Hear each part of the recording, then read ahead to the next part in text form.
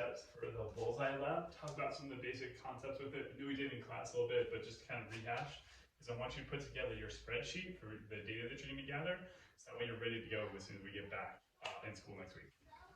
So here's your setup. We've got our ramp. We've got 2 photo gates near the bottom. And again, the whole goal is to figure out, okay, if I'm given a target, say down here, maybe like 70 centimeters away from the table, where am I going to put the ball to get it to hit that target? Okay. So to do that, think about the things we need to know. Well, you need to measure the height of the table, right? You need to know how high the table is, because that's going to tell you the time that's going to take for that ball to leave the table and hit the ground. And again, it doesn't matter how fast it's going, the time's going to be the same because the height is the same, right? So one measure you're going to have to make is that time that's going from here to here by measuring the height of the table. Okay? That's your first measurement you need. Time. Time to hit the ground is key, but also how fast the ball is going when it leaves the table. Okay? As this ball is going here, it's going to be going a certain speed based on where you put it on the ramp. Okay? That's going to be your Vx. So you have that Vx, you have that horizontal velocity, you have the time it takes to hit the ground. That tells you where that ball is going to land, or should in theory. Okay? So what you need then to know is how fast the ball is going when it leaves the table, right? If I put it at 0 or 20 or 50, where is it going? How fast is it going to be going when it crosses through here? And that's where we're going to start taking advantage of the 2 photo gates and the measurements on the ramp. So when we take a look at these photo gates, there's some key things we want to understand about how they work. That's going to help us understand the measurements that we're taking, right?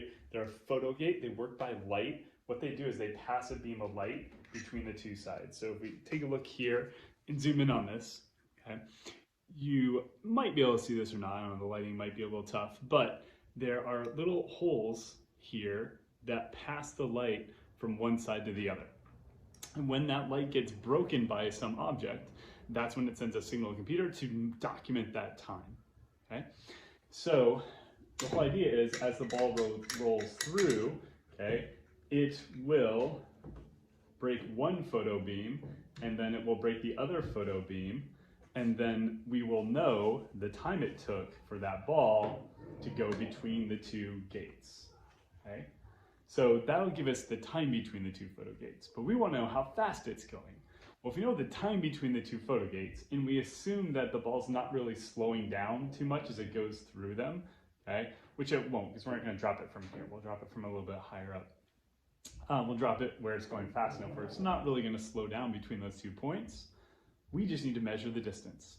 So if we can measure the distance between the 2 photo gates, the computer measures the time between the 2 photo gates, that's going to allow me to figure out how fast is that ball going as it leaves the table. What is my Vx? What's going to determine how far that ball actually travels, okay?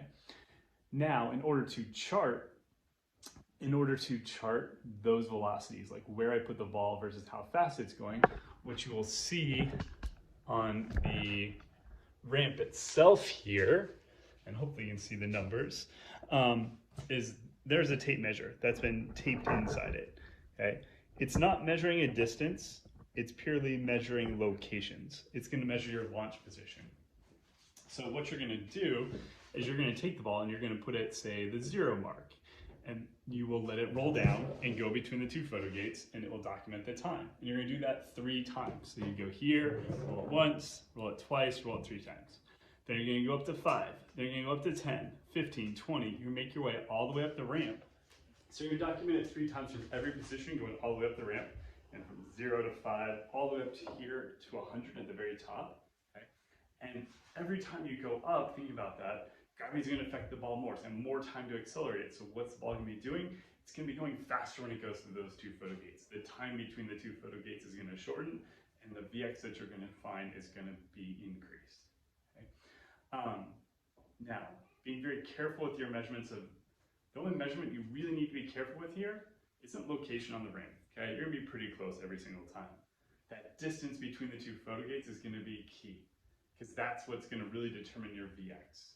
The computer's gonna measure the time between the 2 photo gates just fine. It's not gonna have an issue with that, okay? It's gonna document that very precisely. But your measurement of the distance needs to be fairly precise to make sure that you're not throwing off the X at all. Okay. So I'll talk some more. Now I'm going to go talk about the spreadsheet that you're going to put together that's going to help you analyze your data, put together the graph that you want, where you can figure out where am I going to put the ball versus how fast is it going when it leaves the brain. So here's going to be your spreadsheet for the Bullseye Lab. So we'll call this Bullseye Lab. First thing you want to do is we want to document our launch positions, right? That's what we're going to control about the ball and where it's going to be. That's going to determine how fast it's going. So our first column is going to be position. Okay. Then thinking about what we need next, well, we want to document the times, right? We want to know how fast is it going from each position. So our position, well, first off, let's put our positions in. We'll do 0, we'll do 5, and then hopefully you remember our little cheat thing here, where we can highlight both those two and drag it down here, and it kind of counts up for us to 100. So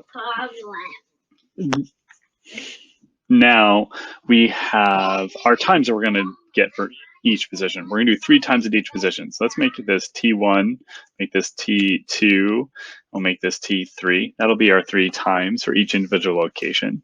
Now, thinking about that, you have 3 times. Why do we do 3 trials? We do 3 trials so we can get an average. So that's going to be our next column. Now, again, to get an average, I'm going to do the equal sign, start typing in the word average, and then highlight those 3 numbers that we're going to average, and then it will find the average time for us. Now, again, just like we did before, drag that all the way down. Now our formula is set up, so we're good to go the rest of the way. Now, think about the next thing we need is we need that distance between the photogates, right? That's what's going to help us find Vx. So that'll be our measurement that we actually make. What is that distance? And then the last column is, well, what is the Vx? What is the corresponding velocity to the launch position that I wanted to get? And that should be pretty straightforward, right? Vx is going to be the distance. So we go equals, we're going to take this distance, divided by that average time it took to go that distance. Boom, enter. And then bam, copy it all the way down. Now we've got our spreadsheet perfectly set up, ready to go. Things you need to be careful with though, okay, are units. So first off, one thing, because this is driving me nuts, center, getting lined up nice and clean like that. Units here for the times, they're gonna be measured in seconds, okay? Your average time will also be measured in seconds, so make sure you get that and do these all the way across. Your D photo, you're going to measure it probably with a ruler, and it's going to come out in centimeters, but we need all of our measurements to be in meters, so that D photo's got to be in meters. If it's not, gravity is going to mess with our results. So, and then our Vx is going to be in meters per second. So this should be the spreadsheet that everybody has coming in, and then just one person from the group will use it, okay?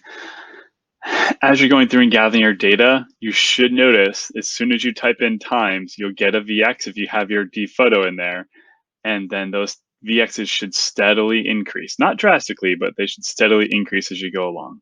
And eventually we're going to create a graph where position goes on the x-axis and velocity goes on the y-axis. Because positions are independent variable and velocity is going to be our dependent variable, where we put the ball versus how fast it's actually going.